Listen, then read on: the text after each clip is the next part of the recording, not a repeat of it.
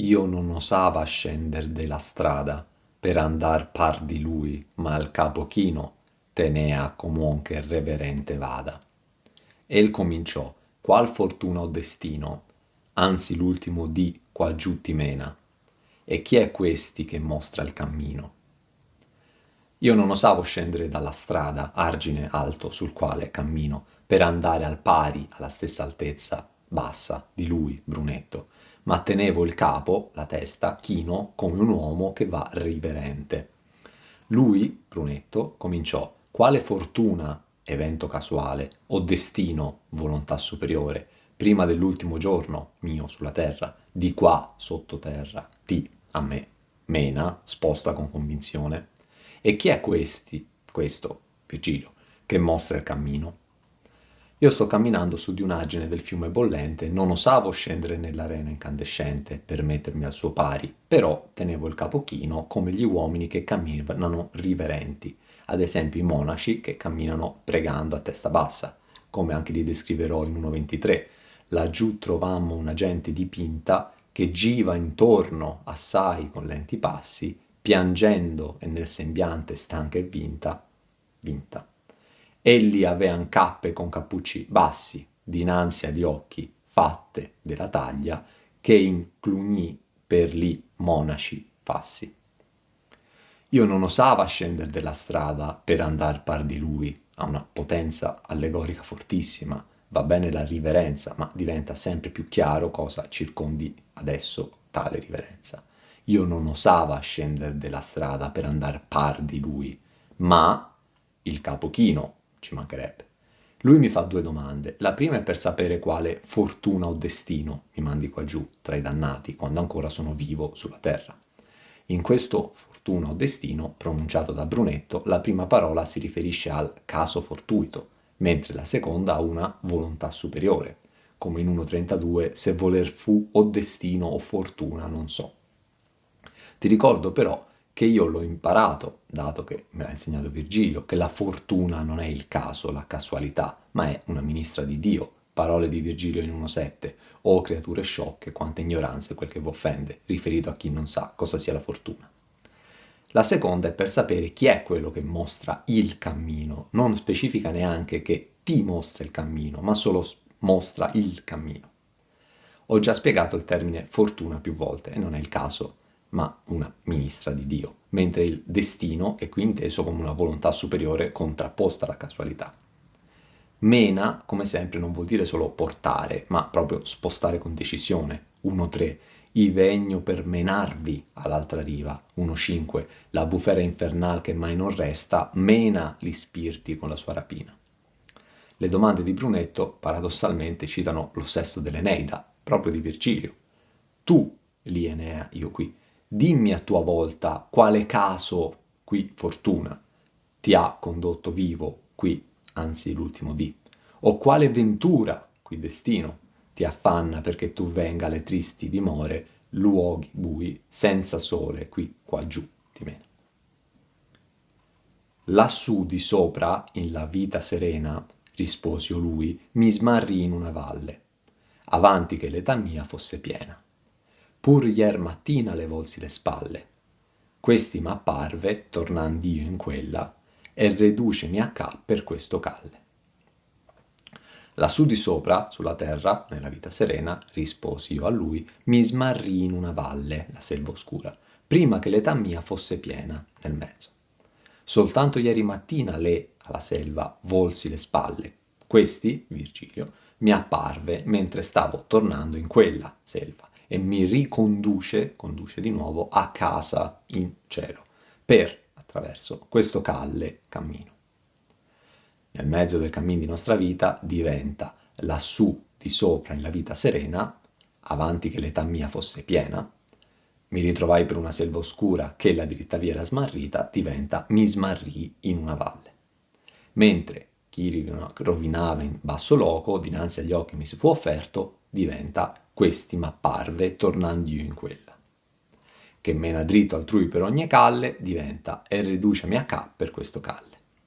Continua questa netta contrapposizione tra lassù di sopra e qui sotto, tra la vita serena, espressione usata da Ciacco in 1.6 e qui da me, e qui dove si piange.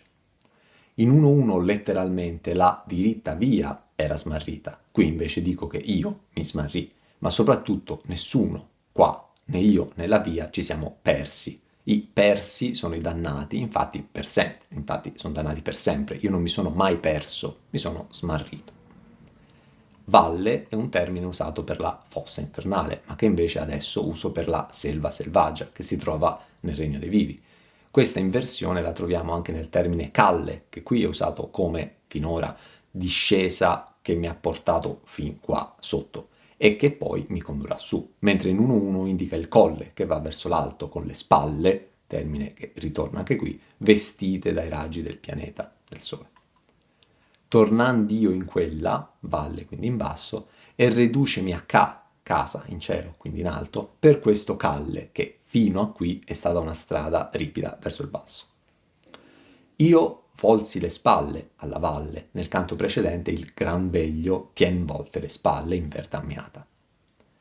Virgilio, il mio nuovo maestro pagano, che ho sostituito al mio vecchio maestro cristiano, continua a non essere espressamente citato neanche qui. Dovrei aspettare 2.21 per sentirmi dire all'anima di Stazio: Ondio, forse che tu ti maravigli, antico spirito del rider ch'io fei, ma più d'ammirazion vo che ti pigli.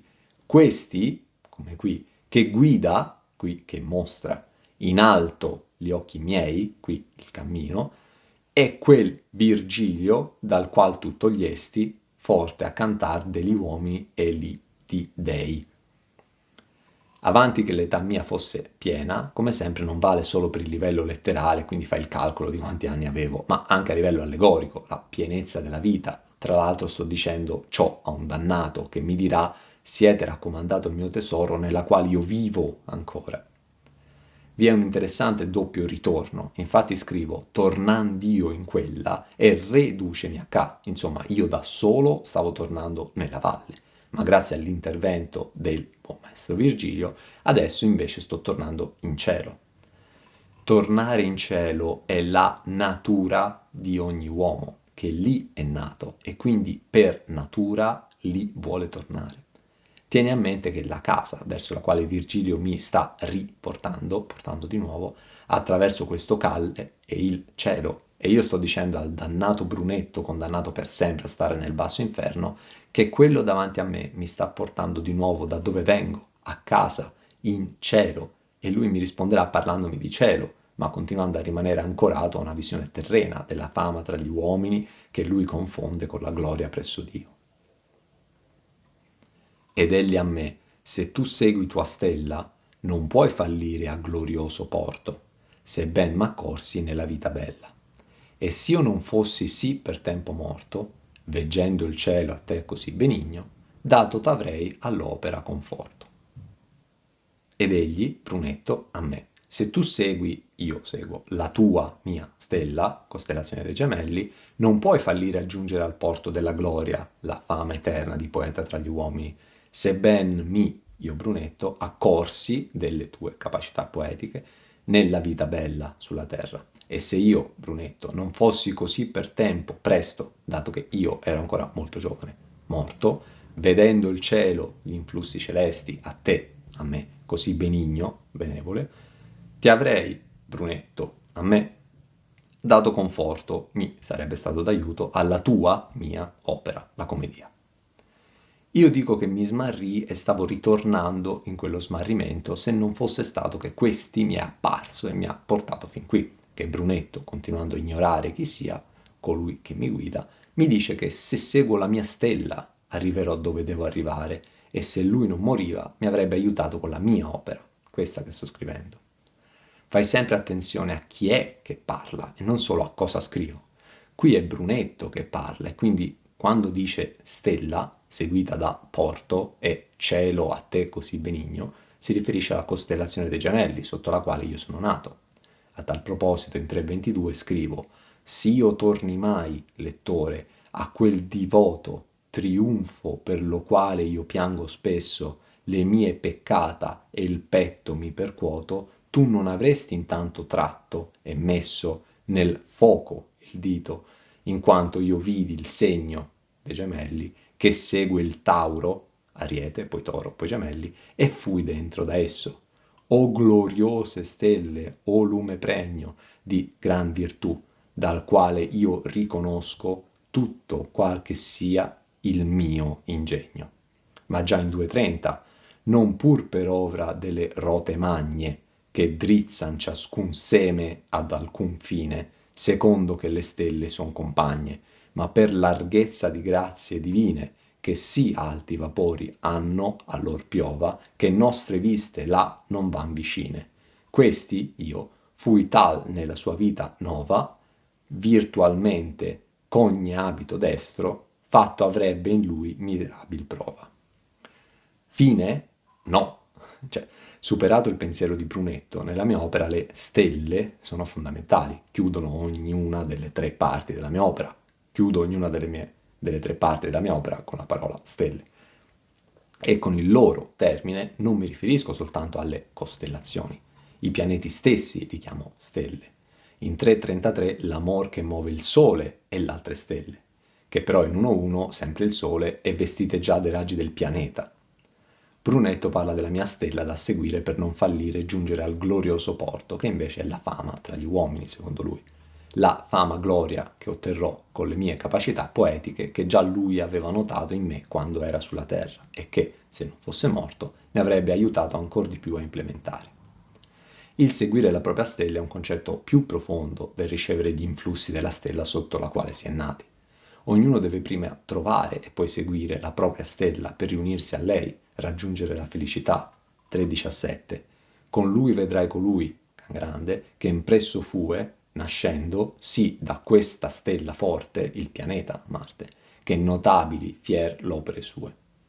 Ti cito anche 3.20. Tal mi sembiò l'imago dell'amprenta dell'eterno piacere, al cui disio ciascuna cosa qual ella è diventa, quale ella è diventa, fondamentale. Non siamo tutti uguali che dobbiamo diventare la stessa cosa. Ti faccio notare che in 3.23 Maria la chiamo stella, il nome del bel fior ch'io sempre invoco, Maria, e mane e sera tutto mi ristrinse, l'animo ad avvisar lo maggior foco, e come ambo le luci occhi mi dipinse, il quale il quanto della viva stella che lassù in cielo vince come qua giù in terra vinse. Per il momento questo è sufficiente per approfondire il mio pensiero sulle stelle. Qui limitiamoci a quello di Brunetto. Un Brunetto latino che parla di sé in terza persona chiamandosi Brunetto latino. Continua anche da morto a far confusione tra la fama presso gli uomini, che cita tra poche terzine, e la gloria presso Dio, che non cita mai, essendo qui tra i violenti contro Dio. Il suo intervento si concluderà con «Sieti raccomandato il mio tesoro», la sua opera, non la mia, la commedia, alla quale mi avrebbe dato conforto se non fosse morto prima, nel qual io, Brunetto, vivo ancora e più non cheggio, non chiedo altro. Nel Tesoretto, altra sua opera minore, Brunetto scriveva: «Poi vi presento e mando questo ricco tesoro, che vale argento ed oro, sì ch'io non ho trovato uomo di carne nato che sia degno d'avere, né quasi di vedere, lo scritto ch'io vi mostro in lettere di inchiostro. Ad ogni altro lo nego, ed a voi faccio priego che lo teniate caro e che ne siate avaro». Brunetto non vive ancora, è morto. Quella è la fama che ha lasciato sulla terra con le sue capacità da poeta, ma la sua anima è dannata per sempre. Dio, il sole, Gesù, la sua via, questa selva, io mi salverò. Già Caron mi disse che andrò in purgatorio. In 3.25 scrivo: se mai continga che il poema sacro, al quale ha posto mano cielo e terra, sì che m'ha fatto per molti anni macro, vinca la crudeltà che fuor mi serra del bello vile ov'io dormì agnello, nimico ai lupi che gli danno guerra, con altra voce omai, con altro vello, ritornerò poeta e in sul fonte del mio battesimo prenderò il cappello. Però che né la fede che fa conte, l'anime a Dio, quivi intra io, e poi Pietro per lei sì mi cirolla fronte. Qui Brunetto Latino, che raccomanda la sua massima opera, scritta in lingua Doyle, dal nome Tresor, qui tesoro, dice che avrebbe aiutato me con la mia opera, la mia commedia. Io ancora vivo, io che in 1.14 passeggio come Sesto insieme a Orazio, Ovidio, Omero, Lucano e Virgilio, io ancora vivo che passeggio sopra l'argine mentre lui parla sotto di me, io ancora vivo che continuo il cammino che mi porterà in cielo, quando lui, vecchio e nudo, correrà via, terminato questo incontro, mentre gli bruciano i piedi e gli nevica fuoco addosso, con l'aspetto bruciacchiato. Citandoti invece la vera natura che dovrebbe seguire un uomo, lui invece spregiò natura, nel convivio scrivo. Poi nella quarta parte della vita, per la quale lo testo intende mostrare quello che fa la nobile anima nell'ultima etade, cioè nel senio. E dice che ella fa due cose. L'una che ella ritorna a Dio, sì come quello porto onde ella si partio quando venne a entrare nel mare di questa vita, più chiaro di così. L'altra si è che ella benedice lo cammino che ha fatto, però che è stato diritto e buono e senza maritudine di tempesta. E qui è da sapere che, sì come dice Tullio in quello De Senectute, la naturale morte è quasi a noi porto di lunga navigazione e riposo. Ed è così che, come lo buon marinaio, come esso appropinqua al porto, cala le sue vele e soavemente, con debile conducimento, entra in quello. Così noi dovemo calare le vele delle nostre mondane operazioni, la materialità della selva oscura, e tornare a Dio con tutto nostro intendimento e cuore, sì che a quello porto si vegna con tutta suavitade e con tutta pace. E ancora, rendesi dunque a Dio la nobile anima in questa, l'ultima etade, e attende lo fine di questa vita con molto desiderio, e uscir le pare dell'albergo e ritornare nella propria mansione, uscir le pare di cammino e tornare in cittade, uscir le pare di mare e tornare in porto. Qui in 6 versi pronunciati da un dannato del basso inferno compaiono però tali parole: stella, glorioso porto, vita bella, cielo, benigno, conforto. Il verso «e s'io non fossi sì per tempo morto» a livello letterale si riferisce all'ultimo dì, quindi all'ultimo giorno passato da vivo sulla terra, ma a livello allegorico, che Brunetto non comprende, la morte è la sua dannazione, che non è arrivata all'ultimo giorno della sua vita terrena, ma lui è morto nel suo far forza nella deitade, spregiando natura, cosa che mai neanche viene accennata. Lui è morto troppo presto, ma in relazione alla sua età, ma non in relazione alla sua età, lui è fisicamente morto vecchio, ma in relazione alla mia età, ancora giovane, quando lui ha abbandonato il mondo dei vivi. Ti devo però far notare quanto la sua opera abbia confortato la mia, che è certamente un'opera letteraria, quanto altrettanto certamente un'opera politica. Leggendoti dei versi del suo tesoretto, che ho, diciamo così, riadattato, facendoli diventare la prima terzina della mia opera. Pensando a capo chino, come qui, perdei il gran cammino nel mezzo del cammino di nostra vita, e tenni alla traversa, che la diritta via era smarrita, d'una selva diversa. Mi ritrovai per una selva oscura.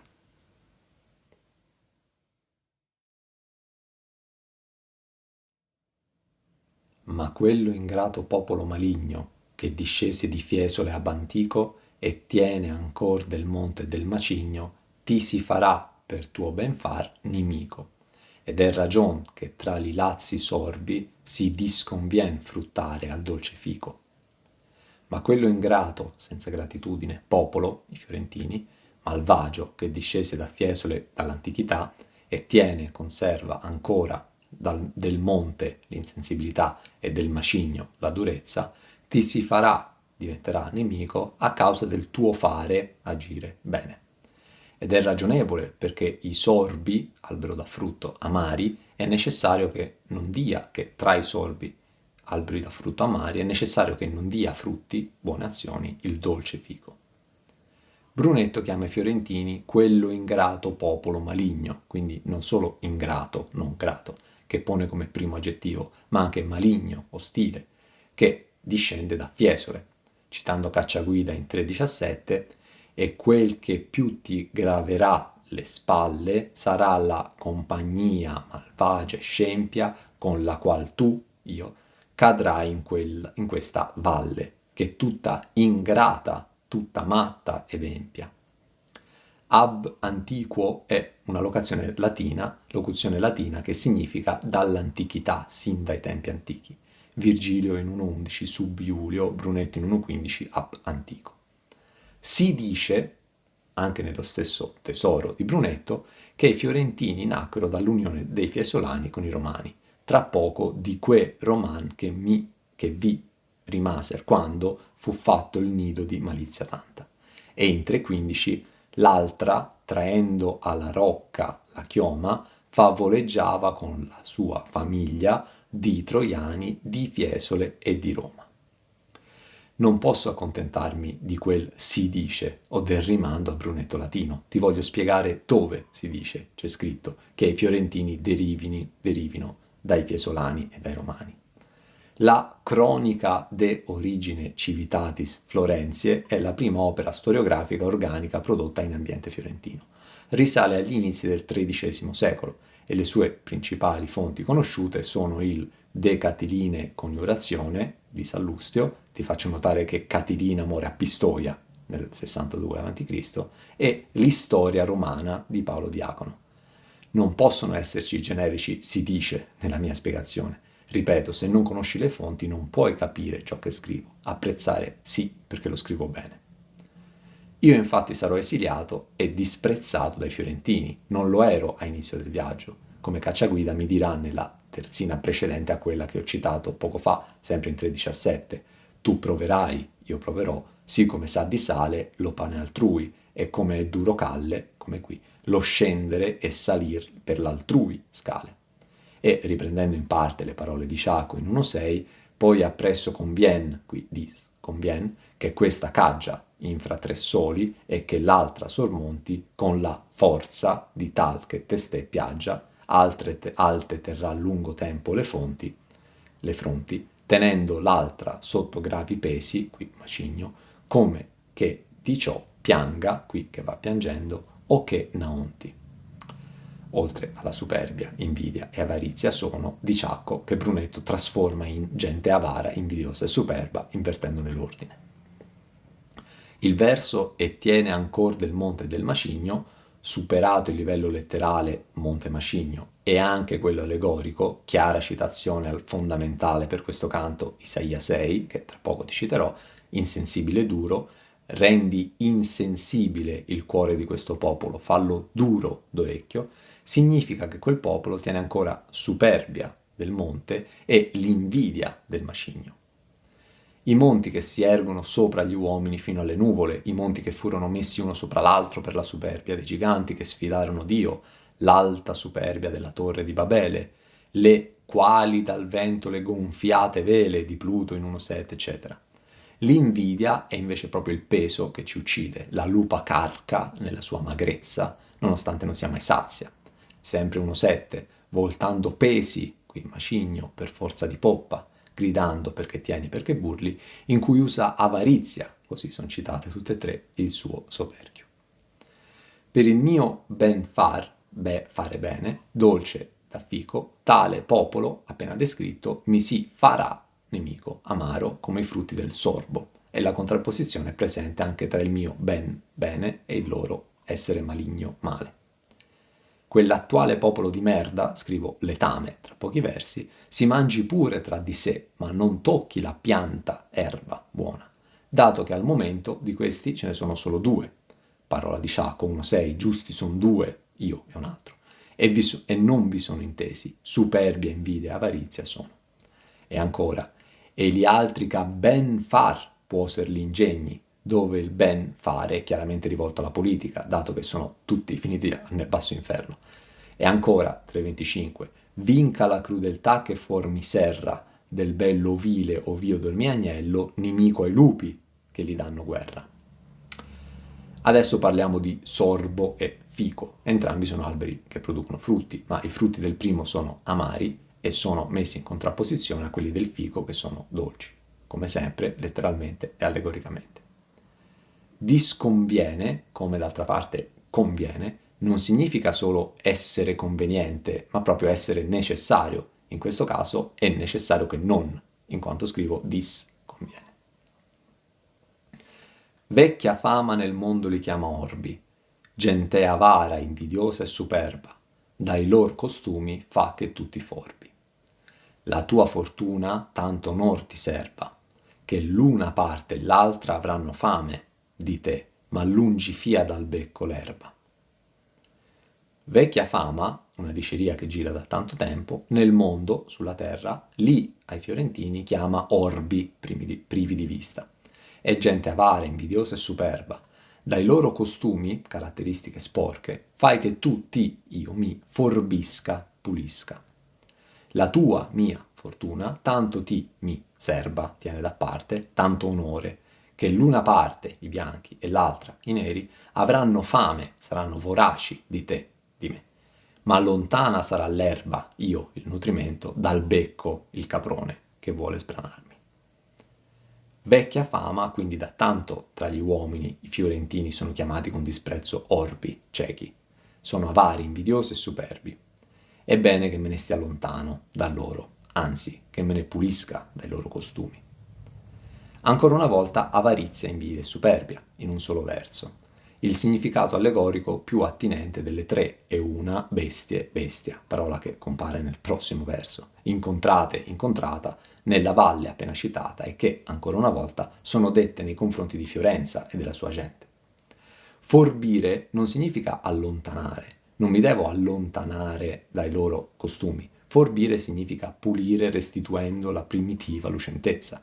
Mi devo pulire dai loro sporchi, metaforicamente parlando, costumi di adesso e tornare a quelli precedenti luminosi. Come prima lazzi dolce messi in contrapposizione. Prima terzina di 1.33. La bocca sollevò dal fiero pasto, qui lungi fia dal becco l'erba. Quel peccator, il conte Ugolino, forbendola, pulendola, non allontanandola, a capelli, del capo che egli aveva di retro guasto. Insomma, mi devo ritenere orgoglioso della mia nascita a Fiorenza 1.10, di quella nobil patria fui nativo, ma non di avere i suoi costumi di adesso. Brunetto ripete la parola fortuna, la tua fortuna, quindi proprio quella rivolta a me, e poi aggiunge in un'altra parola fondamentale onor, che ancora una volta è un concetto che in 1.4 è limitato al mondo terreno degli uomini, non a Dio. Lui aveva già visto che gli influssi del cielo, i quali anche io credo mi sorridevano, nelle parole di Brunetto, la tua fortuna, che prima invece intende come casualità contrapposta a ciò che è prestabilito e quindi il destino, fortuna o destino, mentre ora in modo diverso, ma comunque non la definisce mai ministra di Dio, come invece mi spiega Virgilio dando delle creature sciocche a chi non lo sa. In futuro entrambe le parti, da qui il termine partito politico, di Fiorenza mi vorranno mangiare, divorare, bianchi e neri, ma io sarò lontano da loro. E questa metafora, l'erba, in questa metafora l'erba, prima dolce pianta, cioè io, il nutrimento che vogliono, sarà lontana dal becco, il maschio della capra, che appunto si nutre d'erba. Ma lungi, lungi, lontana, via da me, il becco, l'erba. I neri e i bianchi mi vorranno appunto mangiare, avranno fame, altro collegamento a Ciacco, che per la dannosa colpa della gola, come tu vedi, alla pioggia mi fiacco. Tali bestie invece non dovrebbero divorare me, che si divorino tra di loro, come dirà nel prossimo verso. Quel avranno fame è ambiguo, dato che nella mia opera, nella Bibbia e in molte altre fonti, l'avere fame e sete significa metaforicamente avere desiderio. Qui sì avranno desiderio di me, certamente, ma in senso negativo, date le parole che circondano tale desiderio, che riconducono non al volermi insieme a loro, ma allo sbranarmi, in pieno stile 1.33. Ripeto, la bocca sollevò dal fiero pasto. Ti si farà per tuo ben far nimico, lungi fia dal becco l'erba, faccian le bestie fiesolane strame di lor medesme e non tocchin, mangino, la pianta. Il nido di malizia tanta. L'Evangelo di Matteo 25, da 31 a 35, dice: Quando il figlio dell'uomo verrà nella gloria con tutti i suoi angeli, si siederà sul trono della sua gloria, e saranno riunite davanti a lui tutte le genti, ed egli separerà gli uni dagli altri, come il pastore separerà le pecore, qui greggia, dai capri, qui becco, e porrà le pecore alla sua destra e i capri alla sua sinistra. Allora il re dirà a quelli che stanno alla sua destra: venite, benedetti del Padre mio, ricevete in eredità il regno preparato per voi fin dalla fondazione del mondo, ritornate al cielo, perché io ho avuto fame e mi avete dato da mangiare. Faccian le bestie fiesolane strame di lor medesme e non tocchino la pianta, s'alcuna surge ancora in lor letame, in cui riviva la sementa santa di quei roman che vi rimaser quando fu fatto il nido di malizia tanta. Facciano le bestie fiesolane, i fiorentini, discesi da loro, foraggio, si sbranino di loro stesse, e non tocchino, mangino, la pianta di origine romana che produce il frutto dolce, se ce n'è ancora qualcuna di pianta buona, che sorge nel loro letame, in cui riviva la semina santa di quei romani che rimasero, si stabilirono lì a Fiorenza, quando fu fatto il nido di tanta malizia. Fiorenza. Che faccia pure il popolo discendente da Fiesole, i fiorentini, qui chiamato bestie fiesolane, strage di loro stessi, insomma, che si mangino pure tra di loro. E qui c'è ancora chiaro il collegamento con 1-1, che questa bestia per la quale tu gride non lascia altrui passare per la sua via, ma tanto lo impedisce che l'uccide, e ha natura sì malvagia, qui maligno, e ria, che mai non empie la bramosa voglia, e dopo il pasto ha più fame, come qui, che pria. Strame deriva dal latino sternere e significa distendere, spargere al suolo, propriamente lo strato di erba e paglia usato per il foraggio del bestiame. Che si sbranino tra di loro i fiesolani, fiorentini, ma che non tocchino la pianta, se alcuna ancora sorge nel loro letame, unica ricorrenza dell'opera, mentre merda compare 2 volte, 1,18 e 1,28, in cui a Fiorenza viva di nuovo la santa semina di quei romani pagani che veneravano Marte, che rimasero lì a Fiorenza, quando fu fatto il nido, come le arpie di 1,13, di così tanta malizia, proprio come in 1,13, dove i violenti contro se stessi facevano con malizia il nome dell'altro. Questo canto è qui in forte collegamento con 1,13, cade in la selva e non l'è parte scelta, ma là dove fortuna la balestra, qui vi germoglia come gran dispelta, surge, come qui, in vermena e in pianta, come qui, silvestra, arpie che proprio lì lornidi fanno. Pianta è una parola che uso spesso nella mia opera, ti riporto qui il collegamento con 3,9, la tua città, Fiorenza, mia, che di colui dite e pianta, che pria volse le spalle, qui pur ieri mattina le volsi le spalle, al suo fattore, e di cui è la invidia, come qui, tanto pianta, come qui, produce e spande il maledetto fiore, che ha disviate le pecore e gli agni, qui gregge e becco, però che ha fatto al lupo del pastore. Per questo l'Evangelio cristiano e i dottor Magni pagani. Ancora una volta i popoli cattolici di adesso sono letame, facciano le bestie fiesolane strame di lor medesme rispetto ai romani pagani di un tempo che fondarono Fiorenza e ci misero la statua del protettore Marte pagano sul fiume solo grazie al rimasuglio di quella ancora Fiorenza non era salsuolo. Quei romani sono, detto dal dannato che parla, io riporto soltanto, definiti così, sementa santa addirittura di quei romani. Un dannato che è nel basso inferno perché violento contro Dio parla di sementa santa di quei romani. Un dannato a cui do del voi e che poco fa, io cristiano, ho pregato quanto ho potuto, quanto posso ven preco. Dato che parliamo di antichi romani e della loro sementa santa, ti ricordo che continuando con l'interpretazione che il veltro sarà la mia comedia, tale sarà di quella umile Italia nata da quella Roma pagana, fia sarà la mia opera salute. E come vedi tra le righe, perché non posso essere più esplicito di così, la mia missione di rivalutazione della Roma pagana sta continuando. Fondamentale qui citarti il Vecchio Testamento, Esdra 9, 1 e 2, che parla dei matrimoni con le straniere, appunto.